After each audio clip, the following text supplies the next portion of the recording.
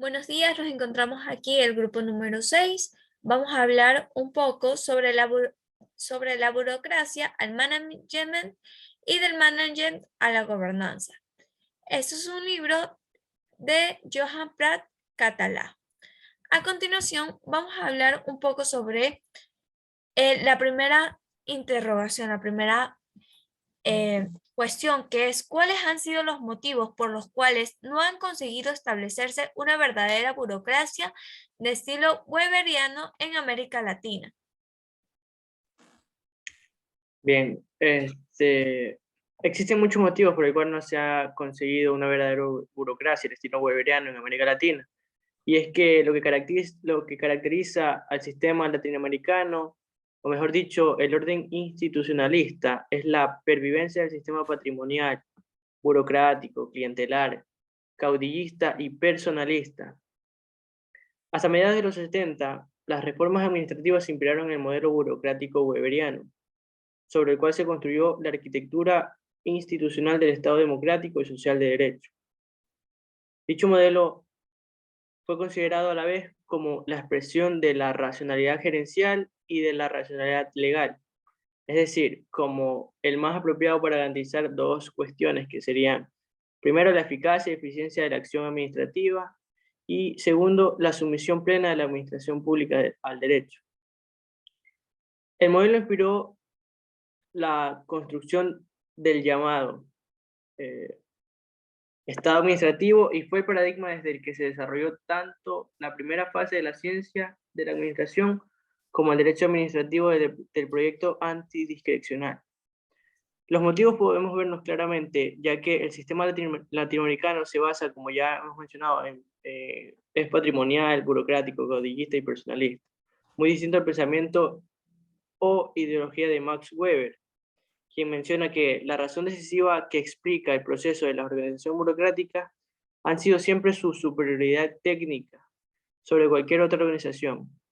Un mecanismo burocrático perfectamente desarrollado actúa con las relaciones de las demás organizaciones de la misma forma que una máquina con la relación a los métodos no mecánicos de fabricación, que serían la precisión, la rapidez, la univocidad,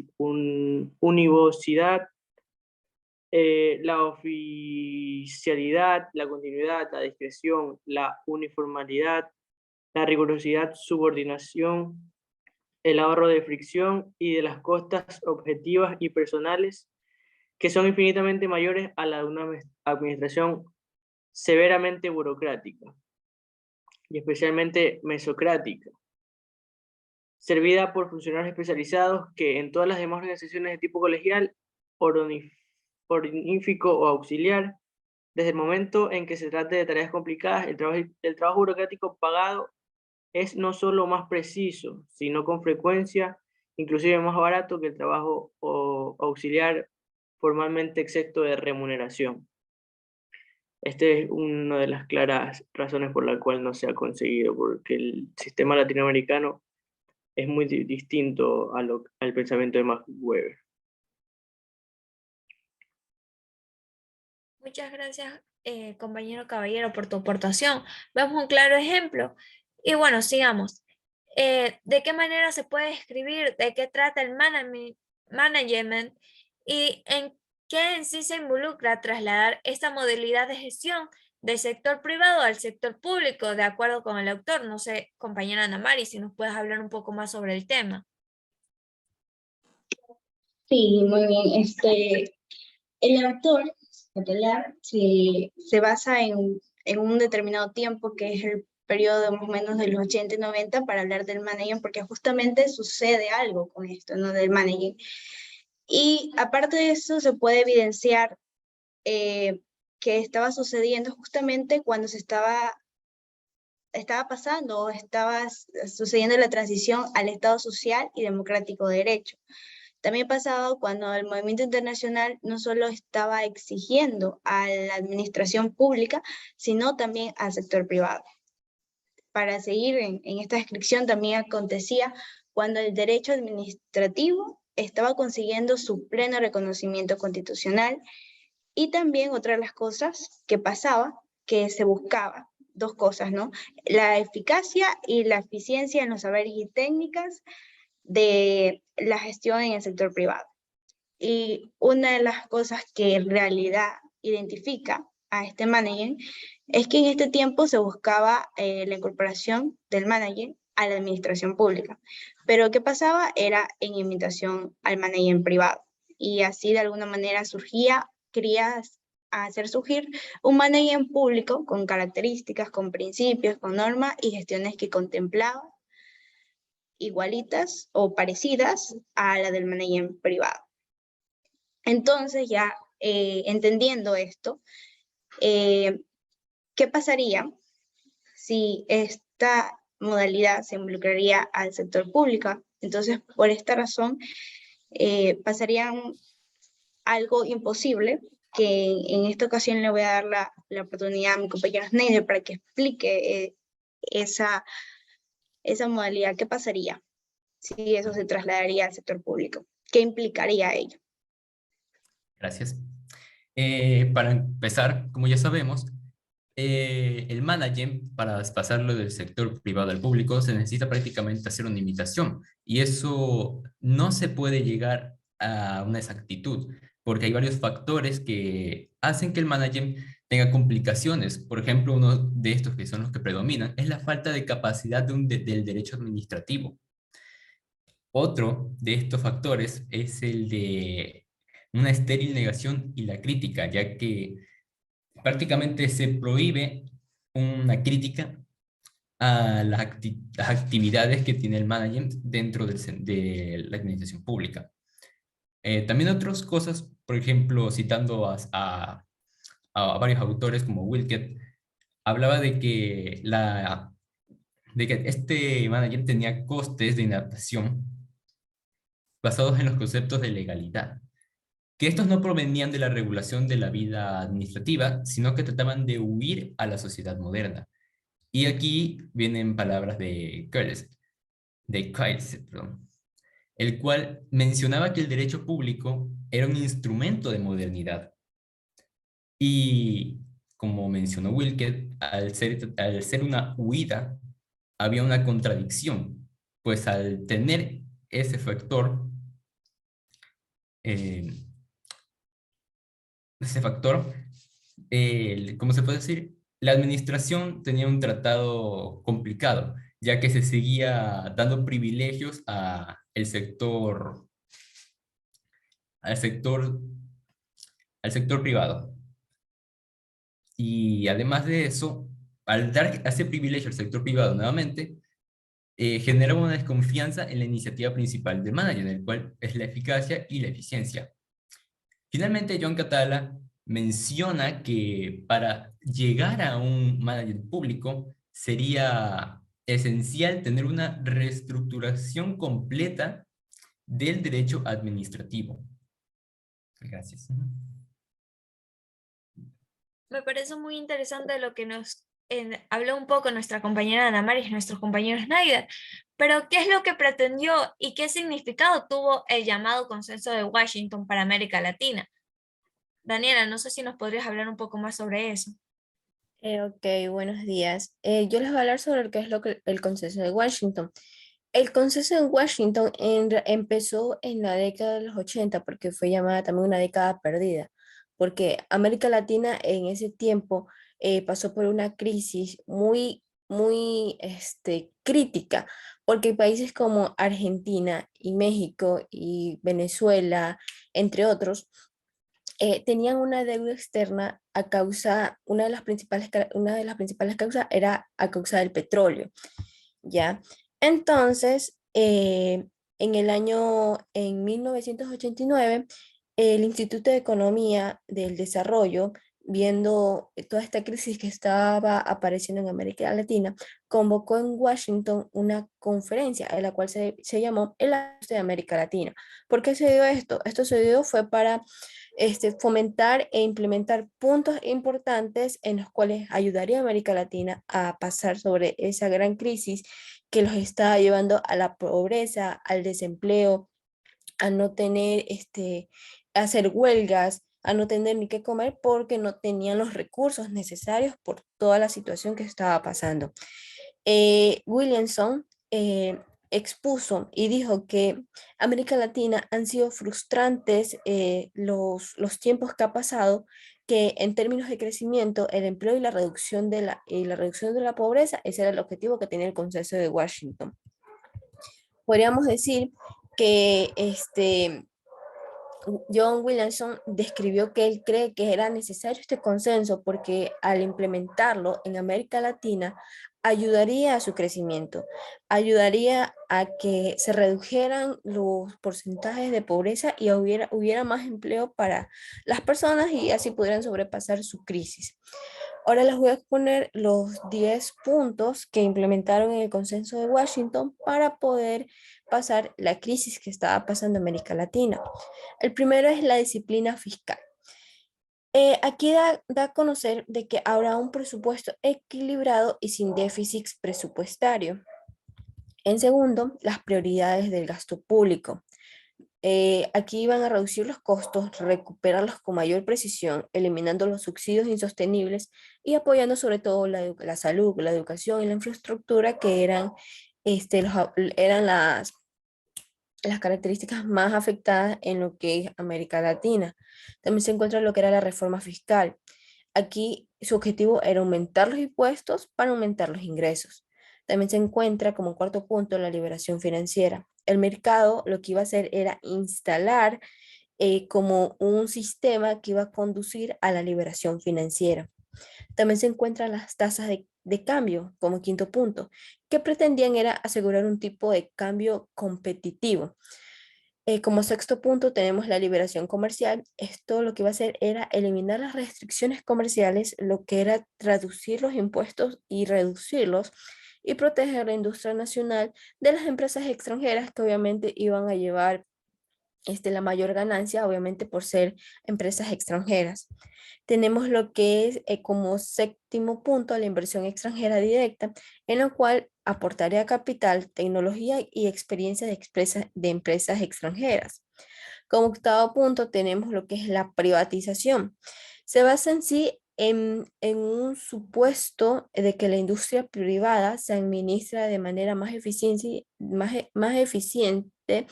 y de esta manera las empresas gubernamentales del Estado iban a tener mejor acceso a los países. También tenemos lo que era la desregulación, que esto se ve como una forma de fomentar la competencia en América Latina.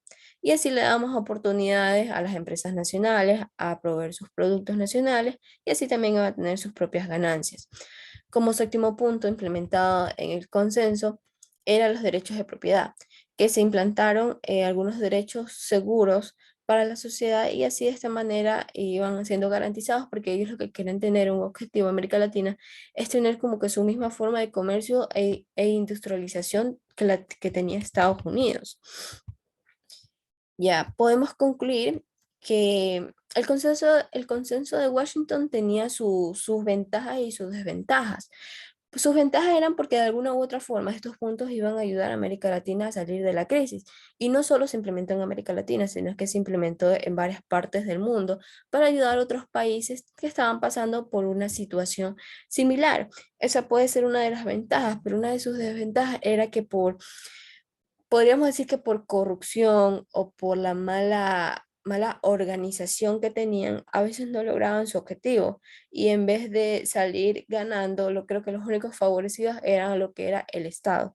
No era como que una ayuda para todos en general, sino era como que los que más se beneficiaban eran los que más tenían dinero. Esa puede ser una desventaja que hubo en el consenso. Muchas gracias.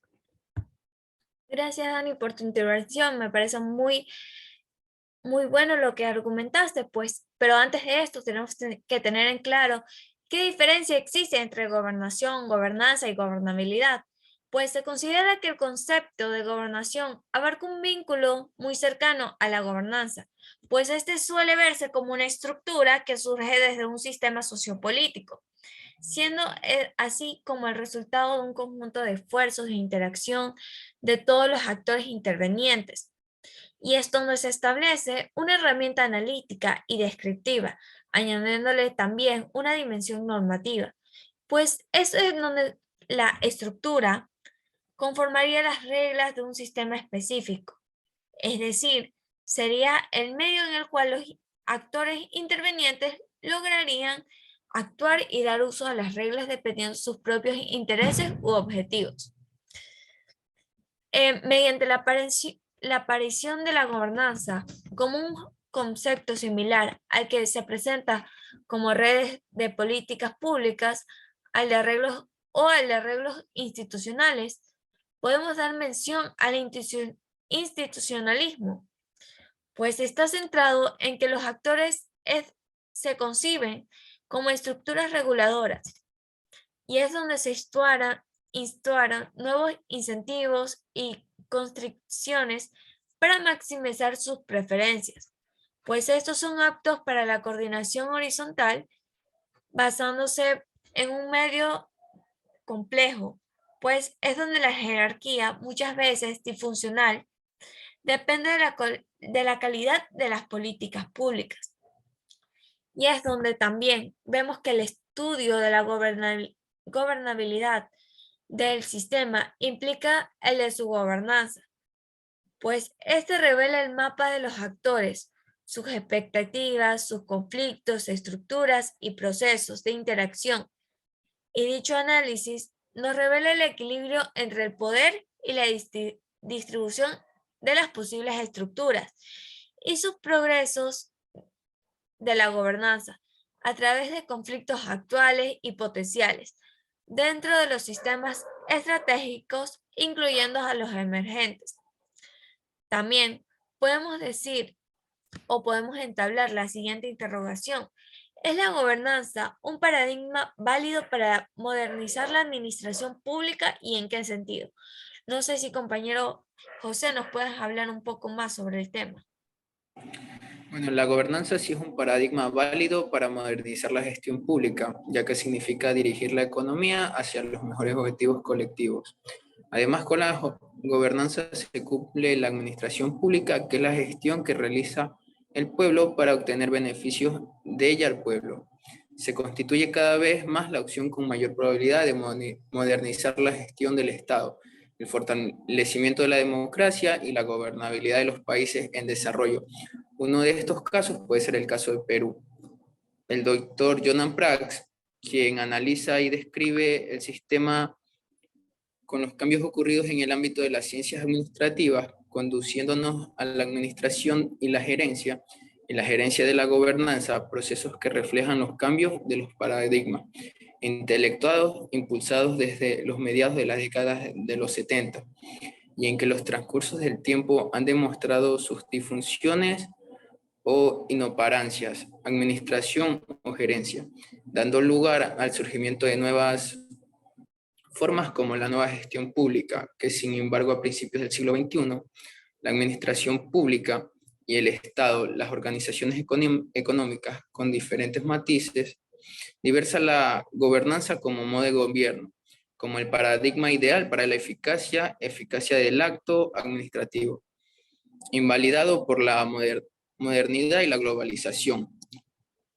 Las diferencias conceptuales entre gobernanza, gobernabilidad y gobernación, las que sirven para base del análisis y propuesta del planteamiento de la gestión pública y de la democracia en una realidad determinada, sin antes dejar en claro la necesidad de conocer las características y modelo de perspectiva,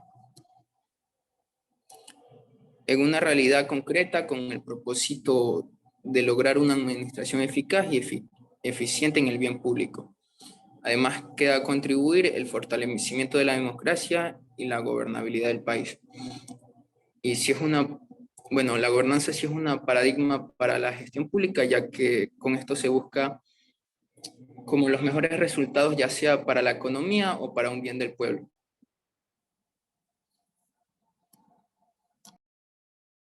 Muchas gracias, compañero José Manuel. Bueno, hablando un poco más, no sé si alguno de mis compañeros tenga algo más que intervenir dentro de este tema que abarca mucho sobre la burocracia. ¿Algún comentario general? Bueno, ya también llegando, conociendo estos diversos temas que planteaba este autor catalán en su libro. hay que plantearnos, ¿no? Esto de que si la burocracia se podría implementar en la administración de un Estado, qué beneficios o cuál sería esa importancia de trasladarlo a la administración de un Estado. Y bueno, partiendo desde una definición general, tenemos que burocracia, entender primero eso, que es aquella que se encuentra conformada por aquel conjunto de empleados públicos que sirven al Estado, siendo la denominación estas últimas los propios ejecutores que representan las entidades jurídicas, sociales, económicas y políticas. Esto lo dice Weber en su libro. Y también tener otra cosa clara de esta definición de un modelo burocrático weberiano, que dice que además se organiza en función de los intereses públicos y no de los intereses privados o intereses personales que puedan tener los funcionarios al trabajar. Y estos lo hacen bajo el cumplimiento de normas racionales y legales que obedecen al derecho y no de un agente superior o de mando.